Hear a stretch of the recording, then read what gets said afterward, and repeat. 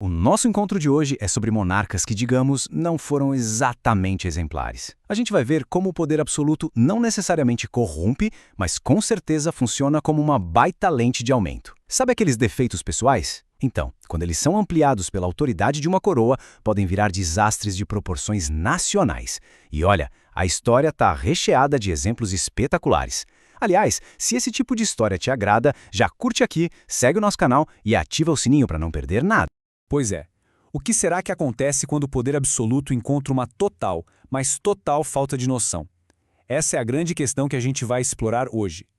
Vamos dar uma olhada em alguns tipos clássicos de falha da realeza, onde a paixão, a loucura e aquelas péssimas relações de família não só estragaram jantares de Estado, mas reinos inteiros.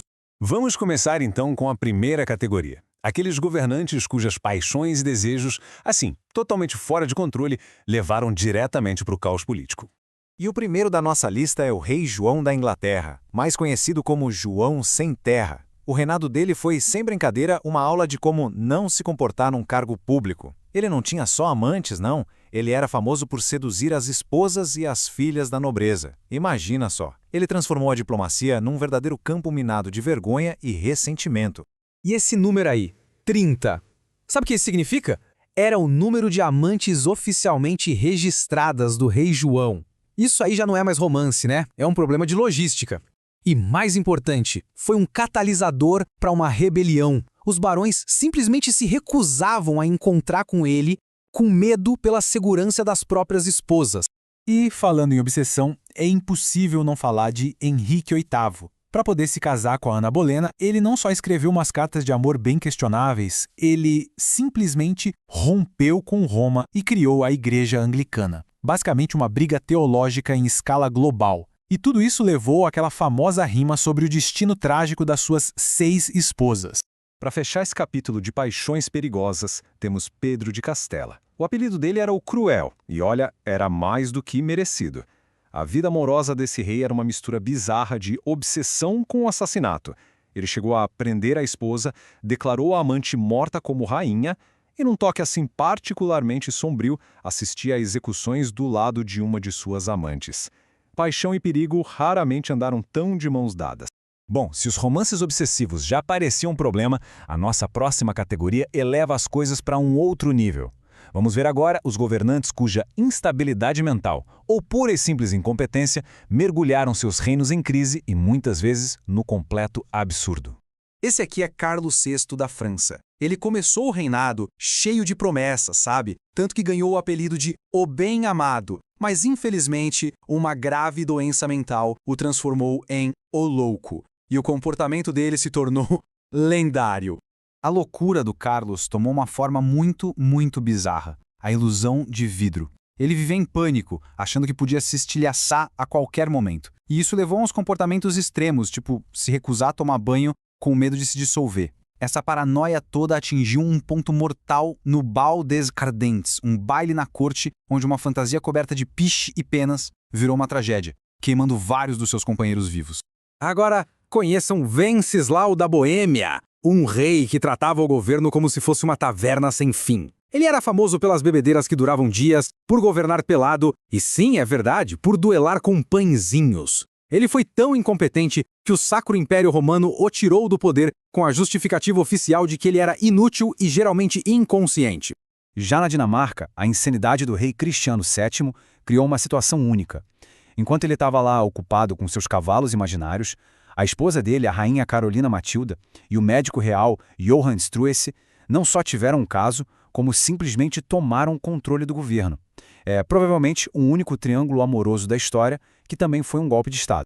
Finalmente chegamos ao nosso último arquétipo.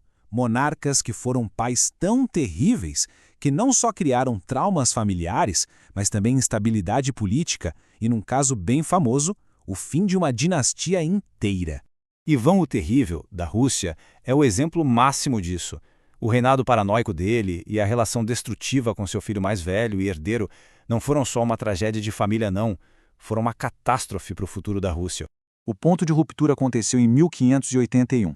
Depois de uma discussão boba sobre as roupas da nora, Ivan, num acesso de fúria, golpeou fatalmente o próprio filho e herdeiro com seu cetro. Com um único golpe, ele matou o filho, o futuro do reino, e na prática acabou com a sua linha dinástica, mergulhando a Rússia num caos absoluto. Mas essa disfunção familiar não era exclusiva da Rússia. Guilherme, o Conquistador, chegou ao ponto de cercar um castelo onde o próprio filho rebelde, Robert, estava escondido. Numa das batalhas, o Robert chegou a derrubar e ferir o próprio pai antes de perceber quem era. Relações familiares super saudáveis, né?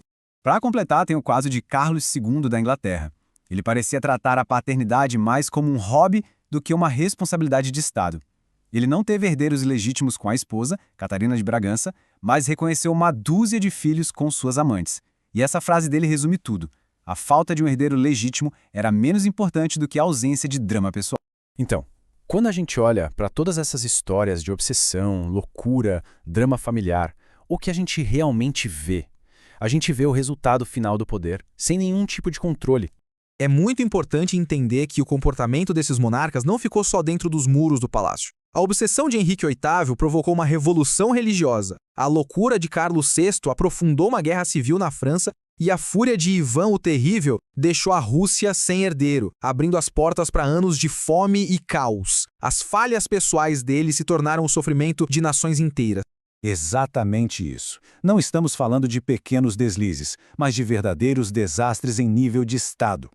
As decisões impulsionadas por caprichos, doenças ou raiva tiveram consequências devastadoras, que ecoaram por gerações, redesenhando mapas e mudando o curso da história de países inteiros.